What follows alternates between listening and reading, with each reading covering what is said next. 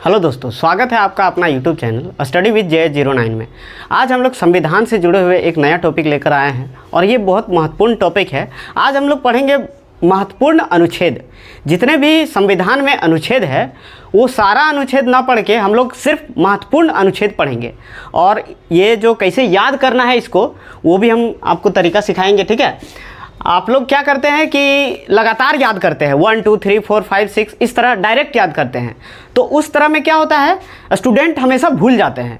लेकिन हम लोग आज ऐसे सीखेंगे, ऐसा तरीका सीखेंगे कि याद रहे, वो ज़्यादा समय तक याद रहे। चलिए देखते हैं अनुच्छेद की ओर। तो सबसे पहले थोड़ा सा देख लेते हैं संविधान। तो संविधान हम लोग का बना था कब? 26 नवंबर 1949 को, और वो पारित किया गया 26 जनवरी 1950 को उसे पारित किया गया। ठीक है, और संविधान बनने में कितना समय लगा था? 2 साल 11 महीने 18 दिन का समय लगा था, हम लोग जानते हैं। जब मूल संविधान बना था तो अनुच्छेदों की संख्या कितनी थी ये आप लोगों को पता होगा।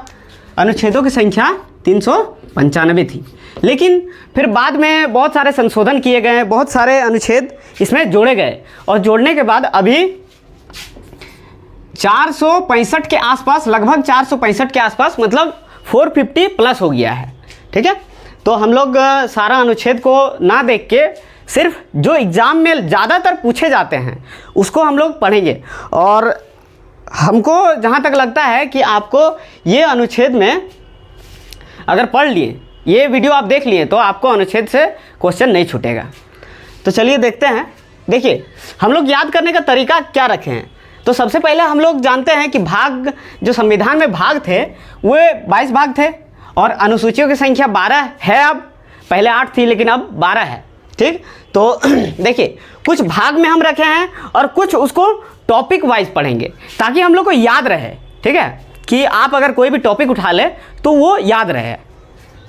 तो सबसे पहले हम लोग देखते हैं कि भाग 1, भाग 1 में कौन से अनुच्छेद हैं? तो 1 से लेके 4 तक अनुच्छेद है। और भाग 1 बोला जाए, चाहे अनुसूची बोला जाए, चाहे अनुच्छेद बोला जाए, ठीक है, तीनों का तीनों में पहला में क्या बोला गया है कि भारत राज्यों का संघ है, भारत राज्यों का संघ है। तो पहला भाग बोले या पहला अनुच्छेद बोले तो हम लोग यही लिखेंगे, भारत राज्यों का संघ है। ये तो सभी को याद होगा, भारत राज्यों का संघ है, अनुच्छेद 1 में कहा गया है। ठीक, अब आगे देख लेते हैं, अनुच्छेद 2 की बात कर लें। तो अनुच्छेद 2 क्या है? जो भारत के राज्य हैं उनका निर्माण इसमें अनुच्छेद 2 में बताया गया है। देखिए इन दोनों में ज़्यादातर स्टूडेंट को हमेशा कन्फ्यूजन रहता है कि इसमें निर्माण है कि इसमें निर्माण है, लेकिन निर्माण इन दोनों में है, बस क्राइटेरिया अलग है। ठीक, क्राइटेरिया अलग है। देखिए भारत के राज्य का निर्माण या गठन। ठीक, तो ये किस क्राइटेरिया में है इसको देख लेते हैं। अनुच्छेद 2 में क्या रखा गया है? भारत के राज्यों का निर्माण या गठन। जो दूसरे देश या भारत के बाहरी देश है वो भारत में जुड़ना चाहते हैं या फिर किसी प्रकार से अगर जुड़ें तो वो क्या कहे जाएंगे? भारत के राज्य का निर्माण जब होगा तो उसका क्राइटेरिया अनुच्छेद 2 में रखा गया है। ठीक, अब अनुच्छेद 3 का बात कर लिया जाए तो इसमें भी निर्माण गठन है ना, निर्माण गठन क्षेत्र यही रखा गया है इसमें भी। लेकिन ये क्या है कि भारत के जो राज्य हैं उसको अलग करना या भारत के राज्य का भारत में ही निर्माण करना, अलग राज्य का निर्माण करना, उसका नाम, गठन, क्षेत्र, उसके बारे में बताया गया है अनुच्छेद 3 में। ठीक, याद रखेंगे। तो अनुच्छेद 2 और 3 आपको क्लियर हो गया होगा बहुत अच्छे से। अब देखिए अनुच्छेद 4 की बात कर लिया जाए तो अनुच्छेद 4 हालांकि उतना पूछा नहीं जाता है, लेकिन अनुच्छेद 4 में कुछ दिनों से पूछा जा रहा है कि अनुच्छेद 4 में क्या रखा गया है। तो इसमें भी स्टूडेंट कंफ्यूज हो जाते हैं। देखिए अनुच्छेद, इसमें आर्टिकल 2 और 3 का, अनुच्छेद 2 और 3 का कैसे यूज किया जा रहा है, कैसे यूज हो रहा है, उसके बारे में इसमें बताया गया है अनुच्छेद 4 में। अनुच्छेद 2 और 3 का यूज इसमें बताया गया है। ठीक, तो एक पार्ट में हम लोग इसको याद कर लिए। देखिए 1 से 4 तक हम लोगों को याद हो गया। ठीक, भारत के राज्यों का संघ है पहला। दूसरा क्या है, भारत के राज्य का निर्माण या गठन। ठीक, और इसमें भी निर्माण या गठन है। और 4 में क्या है, आर्टिकल 2 यानी अनुच्छेद 2 और 3 का यूज कैसे किया जाए उसके बारे में बताया गया है अनुच्छेद 4 में। ठीक, अब देखिए भाग 2 की बात किया जाए तो भाग 2 में अनुच्छेद 5 से लेके 11 तक है। अनुच्छेद 5 से लेके 11 तक है। इसको हम लोग पार्टिकुलर रूप से अलग से एक वीडियो हम लोग बनाएंगे। ठीक है, ये क्या कहता है, नागरिकता। नागरिकता भाग 2 में 5 से 11 तक इसको हम लोग अभी याद रखते हैं, नागरिकता। ठीक, कि इसमें क्या कहा गया है, नागरिकता है। यानी देखिए जो अनुच्छेद 5 से 11 तक है, ये इसके अंदर में नागरिकता का जितना भी क्राइटेरिया है इसमें बताया गया है। ठीक, तो अभी हम लोग फिलहाल याद रखेंगे कि भाग 2 में नागरिकता है 5 से 11 तक। इसको हम लोग अलग से वीडियो बनाएंगे ताकि इसको अच्छे से जान पाएँ। ठीक, अब देखिए भाग 3 का बात कर लिया जाए तो भाग 3 और भाग 4 और ये भाग 4 का क, ये तीनों वेरी वेरी इंपॉर्टेंट है आपके लिए, बहुत इंपॉर्टेंट है। इसीलिए हम इससे जुड़ा हुआ ये तीनों का वीडियो हम बना चुके हैं। ठीक है, देखिए ये क्या है, इसमें भाग 3 में 12 से 35 तक कहा गया है, अनुच्छेद 12 से 35 तक कहा गया है। और इसमें क्या है, मौलिक अधिकार है। मौलिक अधिकार, मौलिक अधिकार का बात किया गया है। देखिए मौलिक अधिकार में 12 से 35 तक अनुच्छेद बताया गया है। तो 12 से 35 तक तो बताया गया है, लेकिन ये जो मौलिक अधिकार है ये वेरी वेरी इंपॉर्टेंट है इसके लिए।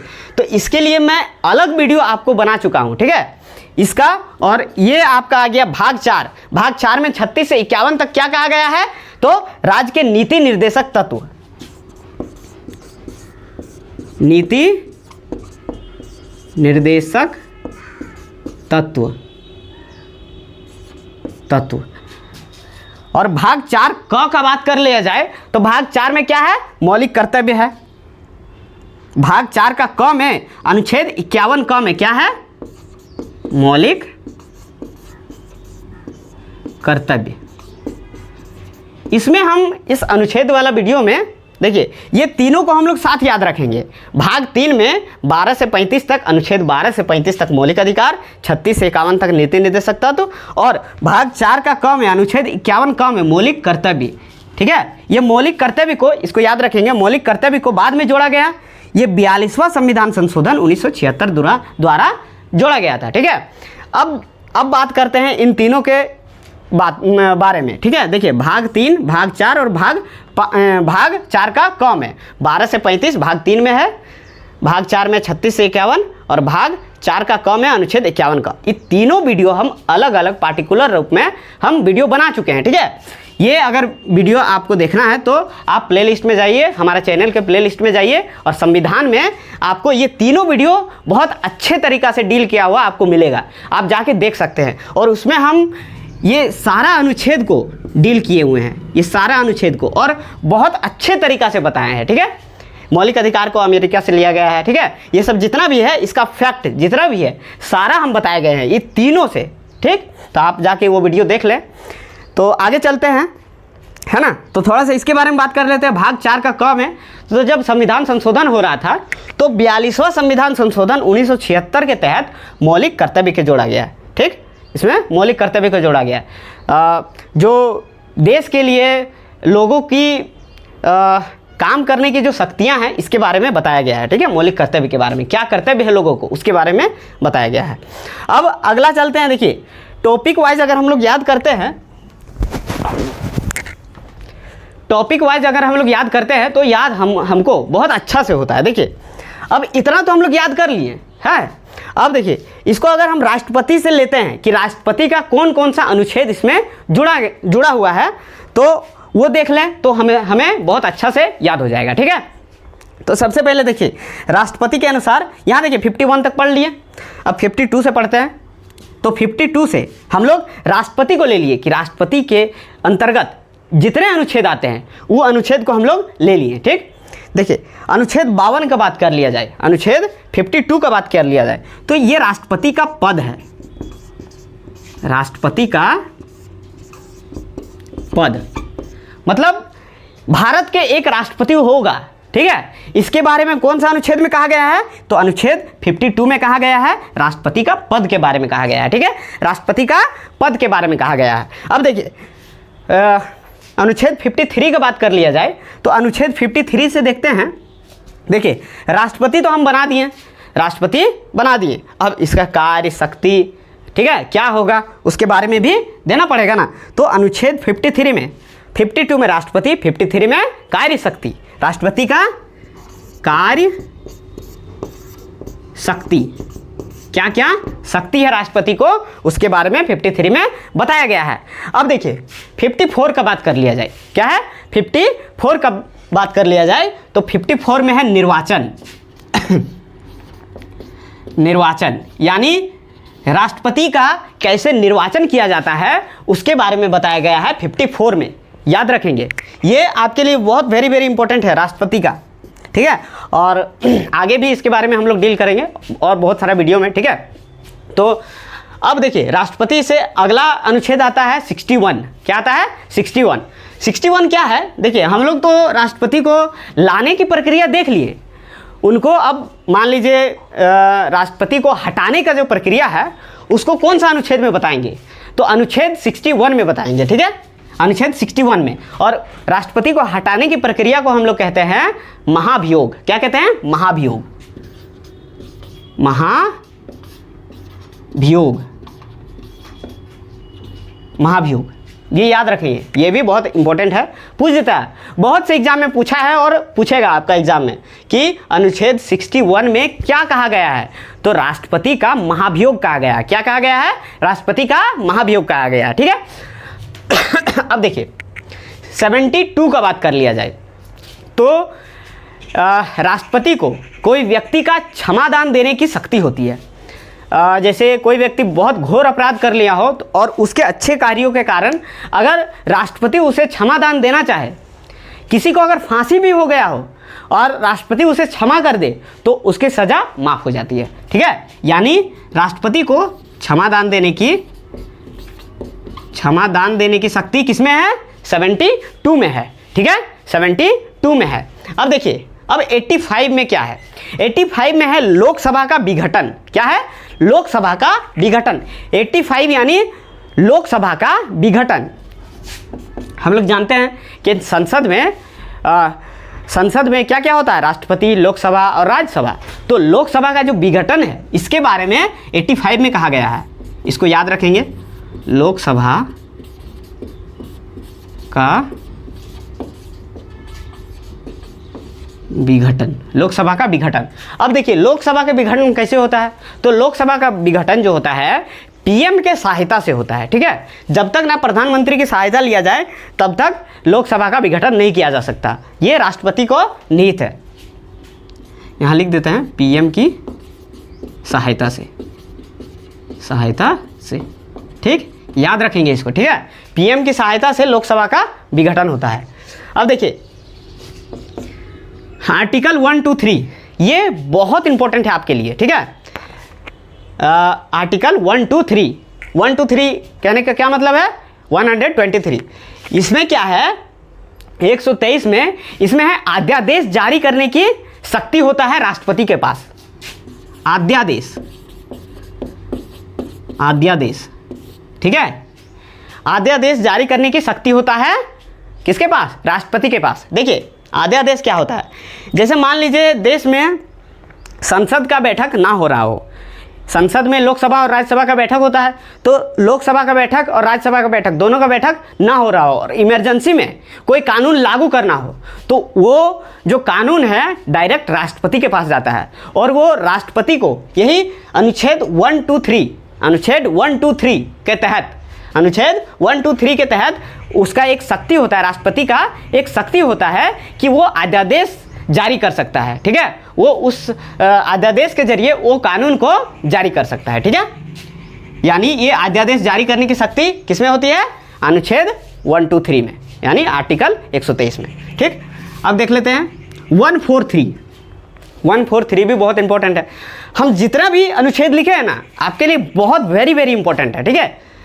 ये देखिए 143 का बात कर लिया जाए तो 143 में क्या है, जो कोई भी कानून के लिए या फिर कोई भी चीज़ के लिए अगर राष्ट्रपति को सलाह लेना होता है तो वो सुप्रीम कोर्ट से जाके सलाह लेता है, ठीक है, उच्चतम न्यायालय से या फिर सर्वोच्चम न्यायालय से जाके सुप्रीम कोर्ट से सलाह, सुप्रीम कोर्ट से सलाह कौन लेगा, राष्ट्रपति लेगा, ठीक है। सुप्रीम कोर्ट से सलाह कौन लेते हैं, राष्ट्रपति लेते हैं। ये कौन सा अनुच्छेद में लिखा गया है, अनुच्छेद 143 में लिखा गया है, 143 में लिखा गया है, ठीक है। अब आगे देख लेते हैं। देखिए राष्ट्रपति का तो हम पढ़ लिए बहुत अच्छे से, एक बार रिकॉल कर दे क्या। 52 में है राष्ट्रपति का पद, 53 में कार्य और शक्ति, 54 में है निर्वाचन, 61 में है महाभियोग, 72 में है क्षमादान करने की शक्ति, 85 में लोकसभा का विघटन। इसके बाद 123 का बात कर लिया जाए तो अध्यादेश है, 143 का बात कर लिया जाए तो क्या है, सुप्रीम कोर्ट से सलाह ले सकते हैं हमारे राष्ट्रपति, ठीक। अब देखते हैं, अब अगला है उपराष्ट्रपति। उपराष्ट्रपति से भी इसमें दो क्वेश्चन बनते हैं, बहुत इंपॉर्टेंट, अनुच्छेद 63 और 64। अनुच्छेद 63 में वही पद, ठीक है, राष्ट्रपति का पद, सॉरी उपराष्ट्रपति का पद, उपराष्ट्रपति का पद, उपराष्ट्रपति का पद। इसमें क्या बताया गया है कि हमारे देश भारत देश में एक उपराष्ट्रपति होंगे, एक उपराष्ट्रपति होंगे, ठीक है। तो इसमें बताया गया है अनुच्छेद 63 में। अब 64 में बात कर लिया जाए तो 64 में हम लोग जानते हैं कि जो उपराष्ट्रपति होते हैं वो राज्यसभा का सभापति भी होते हैं। उपराष्ट्रपति कौन होते हैं, राज्यसभा का सभापति भी होते हैं। लिख देते हैं, राज्यसभा का सभापति, राज्यसभा का सभापति होते हैं, ठीक। देखिए जो उपराष्ट्रपति होते हैं हम लोग जानते हैं कि उपराष्ट्रपति के पद के लिए उपराष्ट्रपति को तनख्वाह नहीं मिलती है, ठीक है। जो वेतन है वो उपराष्ट्रपति को, उपराष्ट्रपति के पद के लिए तनख्वाह कभी नहीं मिलता है, उनको तनख्वाह मिलता है राज्यसभा का सभापति होने के कारण, ठीक, राज्यसभा का सभापति होने के कारण। ये इंपॉर्टेंट फैक्ट है, याद रखिएगा। अब देखते हैं, अब देखिए हम लोग राष्ट्रपति से जितना अनुच्छेद है उतना हम लोग कवर किए, अब उपराष्ट्रपति से भी कर लिए। अब देखते हैं प्रधानमंत्री से, ठीक है। देखिए प्रधानमंत्री में अनुच्छेद 74 में क्या कहा गया है, तो 74 में है मंत्री परिषद, मंत्री परिषद। अब ये क्या होता है, जो प्रधानमंत्री की सहायता करने के लिए जितने भी व्यक्ति का पोस्ट बनाया गया है उसे कहते हैं मंत्री परिषद। क्या कहते हैं, मंत्री परिषद, ठीक है। अब देखिए 75 में है, 74 में है मंत्री परिषद सहायता देने के लिए किसको, प्रधानमंत्री को। अब ये प्रधानमंत्री का पद है, प्रधानमंत्री का पद, प्रधानमंत्री का पद किसमें कहा गया है, 75 में, और 74 में क्या है, मंत्री परिषद। मंत्री परिषद किस लिए होता है, प्रधानमंत्री की सहायता के लिए, प्रधानमंत्री की सहायता के लिए, ठीक है। अब देखिए, अब अगला संसद। संसद लगभग सभी को याद होगा आर्टिकल, ठीक है। तो संसद का वीडियो हम एक पार्टिकुलर रूप में बनाएंगे और ये संसद का वीडियो आपको बहुत अच्छा लगेगा, ठीक है। संसद का वीडियो भी आप देख लीजिएगा। अभी देखते हैं कि संसद में कौन कौन से अनुच्छेद है। देखिए हम लोग याद रखेंगे, इसको याद करने का ट्रिक सरल, क्या याद रखेंगे, सरल, सरल, ठीक है, सरल। स से संसद पहला, सरल, क्या याद रखेंगे, सरल। स से संसद, र से राज्यसभा, ल से लोकसभा। यानी पहले क्या आएगा, संसद, संसद। दूसरा में क्या आएगा, राज्यसभा, राज्यसभा। इसके बाद क्या आएगा, लोकसभा, लोकसभा। हम लोग जानते हैं कि संसद का जो उच्च सदन होता है उसे राज्यसभा कहते हैं, जो निम्न सदन होता है उसे लोकसभा कहते हैं, ठीक है। ठीक है दोस्तों, अब आगे बढ़ते हैं। देखिए आगे अब अनुच्छेद 100 में देख लेते हैं। ये भी संसद से ही जुड़ा हुआ जितने भी अनुच्छेद है इंपॉर्टेंट उसको हम लोग यहाँ डील किए हैं, ठीक है। आगे आपको सारा अनुच्छेद जितना भी इंपॉर्टेंट अनुच्छेद है सब मिल जाएगा, ठीक है। आगे देखते हैं, अनुच्छेद 100 में बात कर लिया गया है। तो 100 में क्या कहा गया है, तो 100 देखिए 100 जो है, जैसे कि मान लीजिए कहीं वोट हो रहा हो, कहीं इलेक्शन हो रहा हो, ठीक है। तो इलेक्शन में दोनों पार्टी को, दो पार्टी मान लीजिए है, दो पार्टी को 50-50 वोट मिल जाए, 50-50 वोट मिल जाए, ठीक है। तो उसके हिसाब से अब क्या किया जाए, अब क्या किया जाए, तो उसके लिए अनुच्छेद 100 को रखा गया है। अनुच्छेद को 100 को कैसे रखा गया है कि इसमें होता है कि जो अध्यक्ष होते हैं उसे निर्णायक मत देने की शक्ति होता है। अनुच्छेद 100 के अनुसार, अनुच्छेद 100 के अनुसार निर्णायक मत देने की शक्ति होता है अध्यक्ष को, ठीक है। तो अगर मान लीजिए 50-50 हो गया तो जिसका तरफ अध्यक्ष का वोट जाएगा वो जीत जाएगा, ठीक। तो इसमें हम लोग क्या लिख सकते हैं कि अध्यक्ष का निर्णायक मत,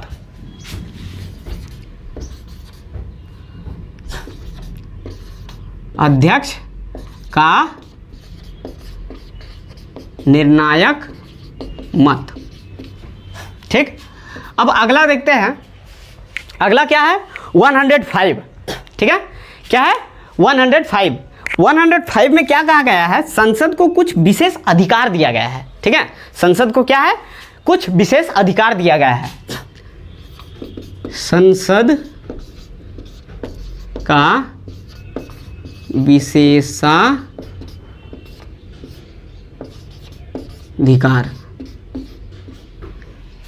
संसद को कुछ विशेष अधिकार दिया गया है, ठीक है। तो अनुच्छेद 105 में हम लोग याद रखेंगे। देखिए इस तरह हम लोग याद रखते हैं तो हम लोग को लगभग बहुत दिनों तक याद रहेगा आपको, ठीक है। अगर और फिर एक बार ये वीडियो देख लीजिएगा तो फिर से आपको रिकॉल हो जाएगा, सारा याद हो जाएगा। इस तरह टॉपिक वाइज याद करेंगे ना तो आपको बहुत अच्छे से आर्टिकल याद हो जाएगा, और इस तरीका से याद कीजिए आप लोग, ठीक है। कोई भी टॉपिक उठाएं तो उससे जुड़ा हुआ सारा अनुच्छेद याद हो जाता है। अब आगे देख लेते हैं, आगे देखिए अनुच्छेद 108 में क्या कहा गया। अनुच्छेद 108 में कहा गया है, इसमें कह सकते हैं हम लोग अनुच्छेद 108 में हो सकता है संयुक्त अधिवेशन। क्या हो सकता है, संयुक्त अधिवेशन। देखिए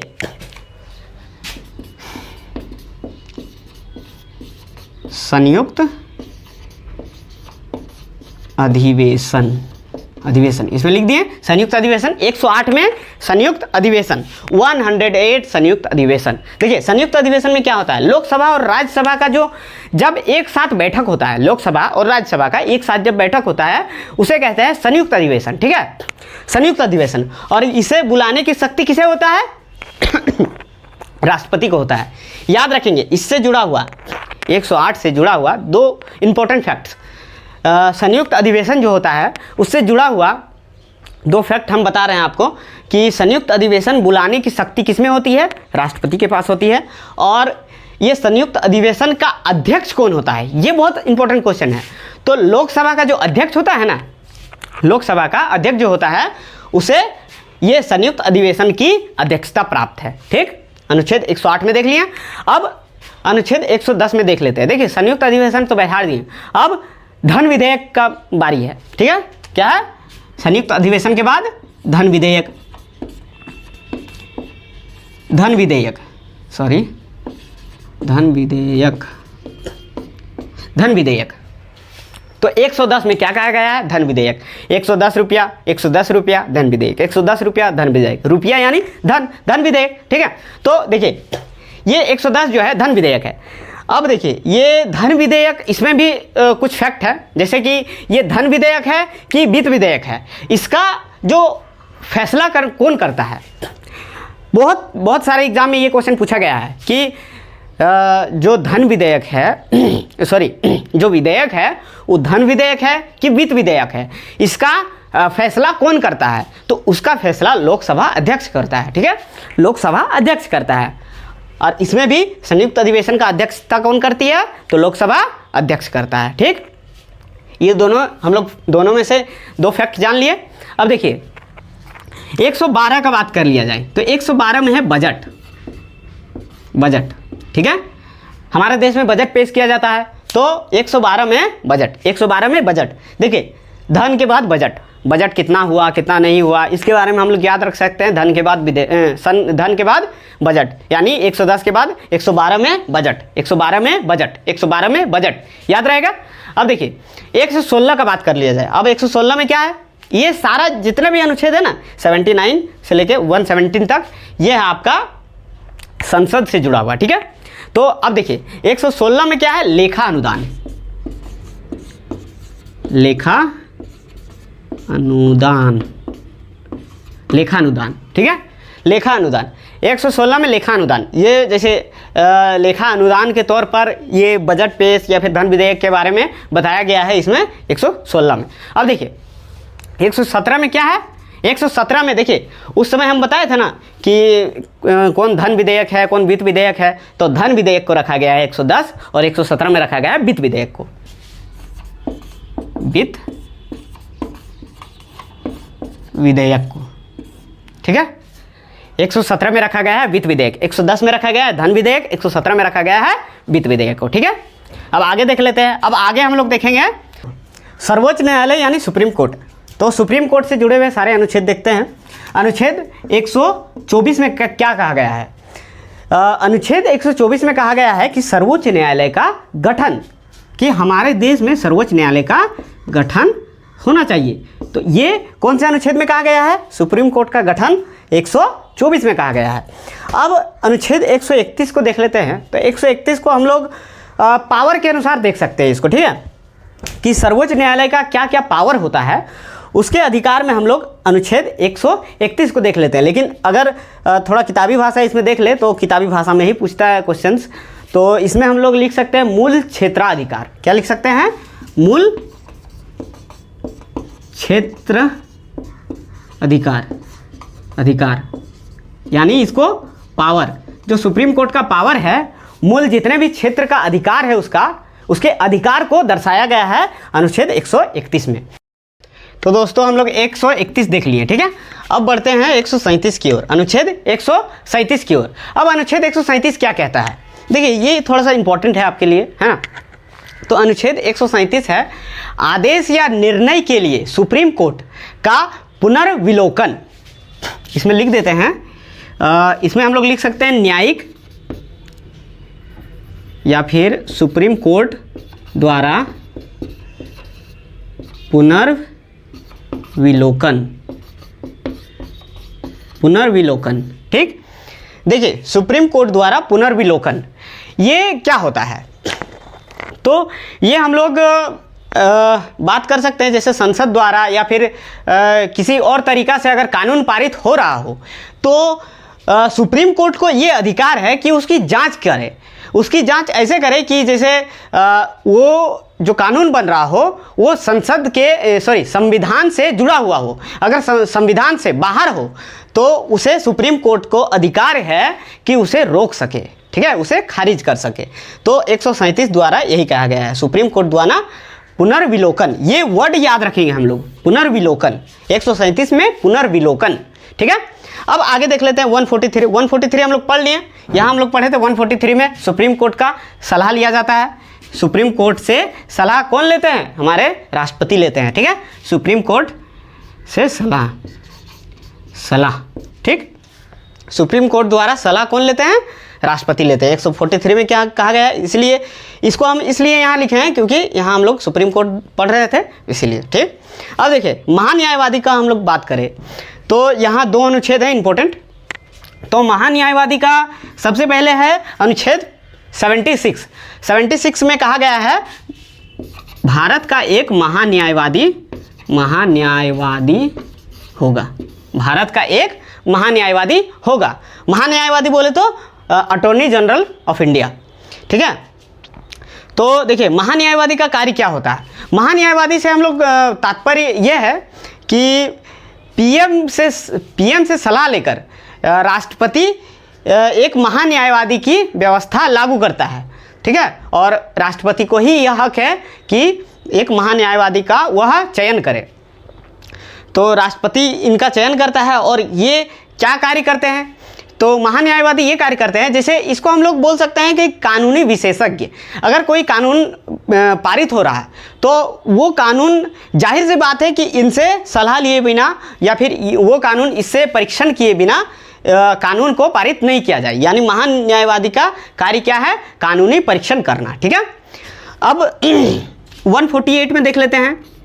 तो 148 में है कैग, ठीक है, कंट्रोलर ऑडिटर जनरल। इसको हम लोग हिंदी में क्या कह सकते हैं? नियंत्रण महालेखा परीक्षण। इसको क्या कह सकते हैं? नियंत्रण महालेखा परीक्षण। तो देखिए कैग जो है उसी तरह है, महान्यायवादी की तरह ही है। ये क्या करते हैं? ये जो आय और व्यय का लेखा जोखा इन्हीं का कार्य है, ठीक है। हमारे देश में जितने भी आय और व्यय का लेखा जोखा है वो क्या करता है, ठीक है। नियंत्रण महालेखा परीक्षण ही ये 143 में रखा गया है, सॉरी 148 में रखा गया है। अनुच्छेद 148 में क्या की बात किया गया है। तो ये वीडियो हमारा पार्ट 1 था, ठीक है। ये पार्ट 1 था। पार्ट 2 बहुत जल्द लाया जाएगा, ठीक है। पार्ट 2 में लगभग इतना ही अनुच्छेद आपको फिर से मिलेगा, ठीक है। और ये जितना भी अनुच्छेद था हम लोग बहुत आसानी से और बहुत अच्छे से कवर किए हैं। इसको इसी तरह टॉपिक वाइज याद करेंगे तो हम लोग को बहुत जल्द याद हो जाता है, ठीक है। इसी तरह टॉपिक वाइज अगले वीडियो में भी हम लोग और जितना बाकी है अनुच्छेद उसको भी लाएंगे, ठीक है।